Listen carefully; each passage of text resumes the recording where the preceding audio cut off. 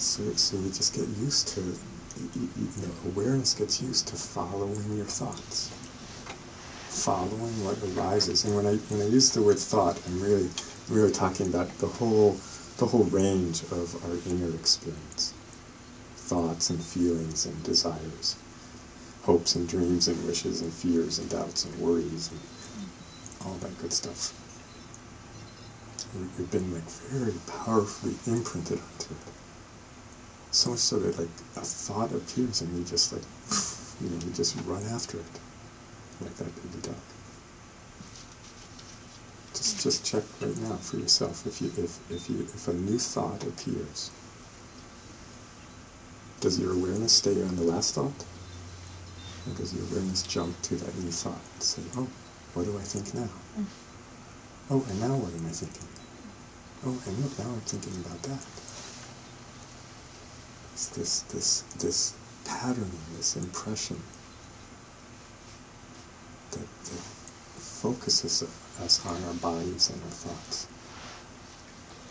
The particular experiences arising in space around this body-mind. And that's so, again, we're just so good at it. We're just awareness itself is just so, like a sponge, it just soaks up all of that imprinting. It gets so wonderfully imprinted onto the body and the mind that often it just goes like a little extra step beyond just always noticing the body, always noticing what's happening in your thoughts and feelings and urges and impulses and drives. It goes this little extra step where it actually starts to believe that that's what it is. Because it's there. Right? Every day you wake up and there's that same old body. Right? It's like every time there's a quiet moment, there's that same old mind making some noise. Right? So it's always here. It's always right where you are. It's right, your awareness is always kind of just following it around. So at some point, you make this simple conclusion. That must be what I am. That must be, what I am is this body, because everywhere I go, there it is. It must be this bundle of thoughts and beliefs and ideas and feelings, because they're always around. You can see why you might make that extra step to identify with the body, identify with the mind. And yet, it's very simply a misunderstanding. In fact, it's such a fundamental misunderstanding that it's like actually a colossal misunderstanding.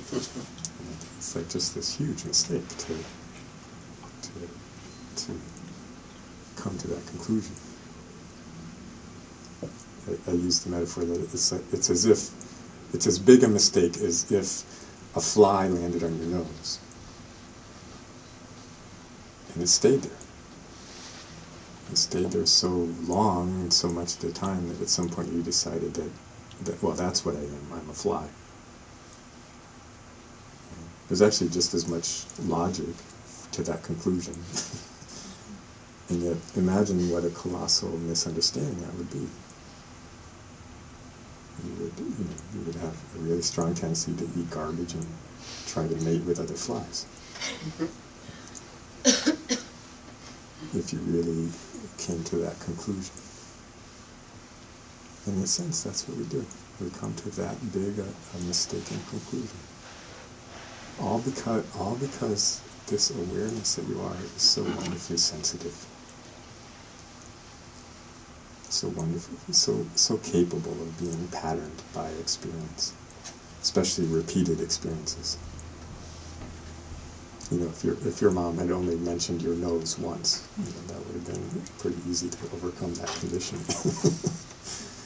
But she stuck at it till you got it. that there was something special about that nose because somebody kept pointing at it.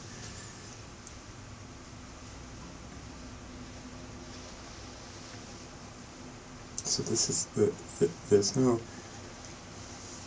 it turns out, since the source of actually all of your difficulties, all of the problems that you experience, is this simple little misunderstanding. Because, like I said, space can't have problems. Bodies have endless problems.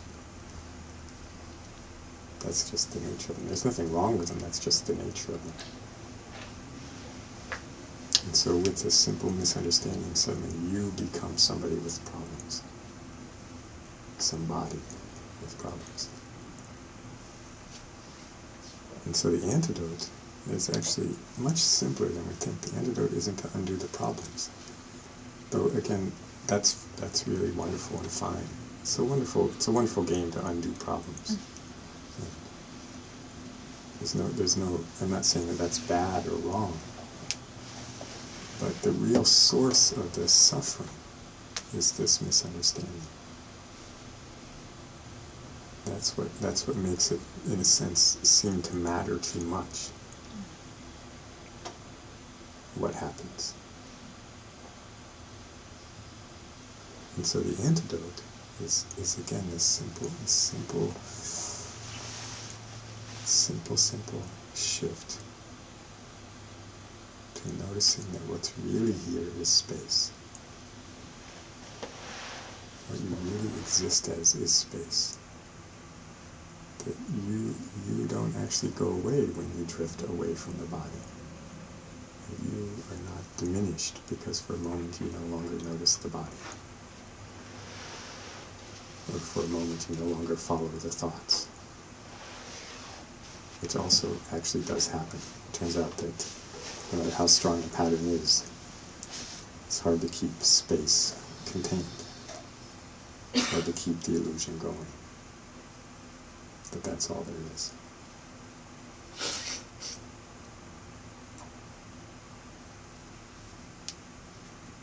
So what's it like now? What is the space like right now? What's happening in the space that you are? I guess, I mentioned at the beginning all the things that satsang's not really about, but then I mentioned that all those things show up. So there could be all kinds of stuff showing up in the space. There could be understanding or confusion showing up in the space. There could be a sense of some kind of healing going on, or the sense of some kind of stirring up of emotion, stirring up of pain. And there could be a sense of this kind of, that one of the capacities of this space is that it can expand. There can be the sensing of it can expand, really. That's all that shifts. The space itself, like I say, if you really just check in the space itself, it's already infinite. But you can, just like I can experience part of the room, or I can expand my experience of the room. Same thing with this space. You can, for a moment, be very imprinted onto a very small part of what's happening. Like if there's a strong physical sensation, you're like, oh my God, what's wrong with my knee? Or there might be an expansion happening right now.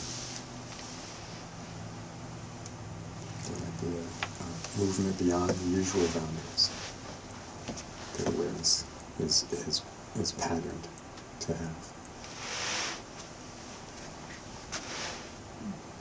So that's what I'm asking. I say, what's happening? What's going on? What's not so much like the content of it, but what's happening to the space itself? What's happening to the experience of space itself?